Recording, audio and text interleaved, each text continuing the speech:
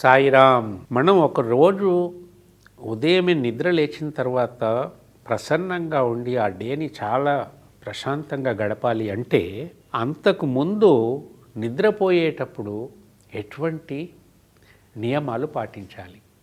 ఎందుకంటే మంచం పైన పడకపోయినా పడుకున్నప్పుడు మీకు చక్కగా నిద్ర పట్టడానికి అనేకమైనటువంటి ఉపకరణాలు ఉన్నాయి. అలాగే నిద్ర పట్టకపోవటానికి కూడా అనేక రకమైనటువంటి ఉపకరణాలు ఉన్నాయి. రేపు పొద్దున మనకు 10 పైసలు ఖర్చు ఉంది అంటే రేపు పొద్దున అంటే రేపు ఆ 10 పైసలు రేపు పొద్దుటి వరకు మన పాకెట్లో ఉండాలి.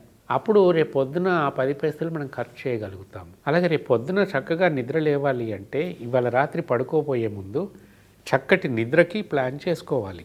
చాలామంది చేసే పొరపాట్లు ఏమిటంటే పడక గదిలో మంచము కానీ పరుపు కానీ సరిగ్గా ఉండవు. అది ఎంత కాస్ట్లీ మంచమైనా సరే, ఎంత కాస్ట్లీ పరుపు అయినా సరే సరిగా ఉండవు. అంటే దాని అర్థం ఒకటి మొత్తము స్పాంజ్తో ఉండేసి లేకపోతే నారతో ఉండి అందులో పడుకుంటే నిద్ర పట్టకపోవటము, లేదా మంచానికి ఉపయోగించిన కర్ర సరైనది కాక నిద్ర పట్టకపోవటం, అది ఎంత కాస్ట్లీగా ఉన్నా ఎంత అందంగా కనపడ్డా సరే. ఇవి 2 కారణాలుగా ఒక పద్ధతి. సరే, కింద కూడా పడుకోవచ్చు. ఇక మంచము పరుపు విషయము ఎవరి ఆరోగ్యం యొక్క పరిస్థితిని బట్టి వాళ్ళు నిర్ధారణ చేసుకోవాలి.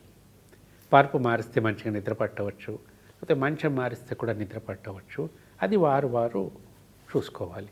కానీ ఎటువంటి మంచి మంచం ఉన్నా, ఎటువంటి మంచి పరుపు ఉన్నా కూడా కొంతమందికి నిద్ర పట్టదు. దానికి కారణాలు అనేకం. ఒకటి, నిద్రపోయే ముందు కలహం చేసుకోవటం, అంటే గొడవ పెట్టుకోవటం. దీనివల్ల నిద్ర పట్టదు. ఇవన్నీ బాగా ఉండి నిద్ర పట్టడం లేదు అంటే ఫస్ట్ థింగ్, నిద్రపోతున్నప్పుడు పరుపుకి మంచానికి మధ్యలో పరుపు కింద ఏమీ ఉండకూడదు. కొంతమంది పనికిరాని క్యారీ బ్యాగ్సో లేకపోతే ఏమైనా కొనుక్కొచ్చిన తర్వాత అవి సర్దేసుకొని ఆ బ్యాగ్స్ని మంచం పరుపు కింద వేసుకోవటం, లేకపోతే ఇంకా అనేక రకాల వస్తువులు పరుపు కింద వేస్తూ పోతారు. అట్లా ఉండకూడదు, అట్లా నిద్ర పట్టదు. రెండవది, మంచము కింద మొత్తం స్టోర్ చేసేస్తారు, ఒక స్టోర్ రూమ్ లాగా. దానికి షెల్ఫ్ తయారు చేసుకొని కొంతమంది పనికిరాని వస్తువులు పెడతారు. కొంతమంది మంచం కింద ఓపెన్గా ఉన్నా సరే దాని కింద అన్నీ తోసేస్తూ ఉంటారు. మంచం కింద ఏమీ ఉండకూడదు, తప్పకుండా ఖాళీ స్థలం ఉండాలి. మంచం కింద ఒక బాక్స్ లాగా చేసి అందులో పెట్టడం కూడా తప్పే. మంచంలాగానే ఉండాలి. దాని కింద గాలి వెలుతురు బాగా ప్రసరించాలి, అది ఖాళీగానే ఉండాలి. ఇవి మంచానికి సంబంధించి, పరుపులకి సంబంధించి.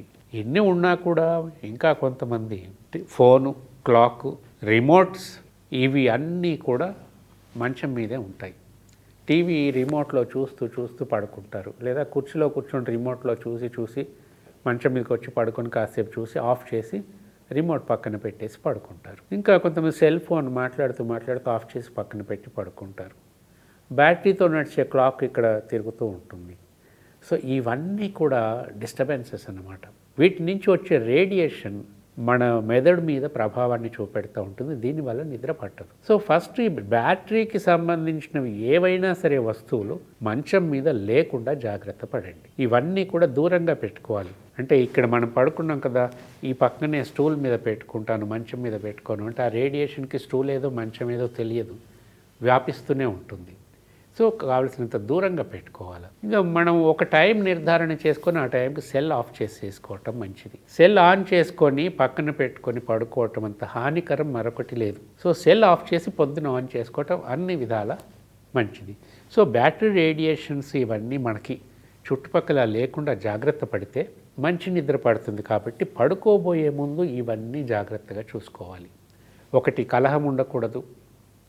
2, మంచం ఎలా ఉండాలో చెప్పాను, పరుపు ఎలా ఉండాలో చెప్పాను, మంచానికి పరుపుకి మధ్యన ఉండకూడని వస్తువుల గురించి చెప్పాను, బ్యాటరీస్తో నడిచేటటువంటి ఏవి కూడా మన దరిదాపుల్లో ఉండకూడదని చెప్పాను.